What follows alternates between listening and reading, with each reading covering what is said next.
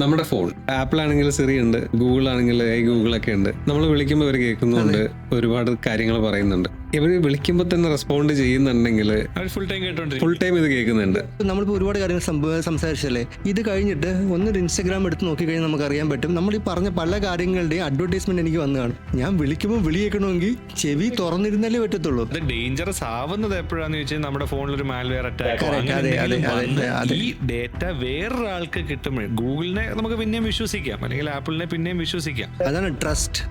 അവിടെ നമ്മൾ ട്രസ്റ്റ് ചെയ്യുന്നു, അവരെ നമ്മൾ എന്തായാലും ട്രസ്റ്റ് ചെയ്തേ പറ്റൂ, വേറെ വഴിയില്ല. പക്ഷെ നമ്മുടെ ഫോൺ ഒരു മാൽവെയർ അറ്റാക്ക് വന്ന് നമ്മുടെ ഫോണിലെ ബ്രീച്ച് ആയി കഴിഞ്ഞു കഴിഞ്ഞാൽ നമ്മുടെ ഫോൺ സെക്യൂരിറ്റി ഭയങ്കര ഇമ്പോർട്ടൻ്റ് ആണ്. പക്ഷെ പല ആൾക്കാരും അതിന് ലീസ്റ്റ് ഇമ്പോർട്ടൻസ് ആണ് പലപ്പോഴും കൊടുക്കുന്നത്. അതിന്റെ പാസ്കോഡൊക്കെ എന്ന് പറയുന്നത് 1 2 3 4 5 6 വയ്യ, വേറെ കൊടുക്കാൻ വയ്യ.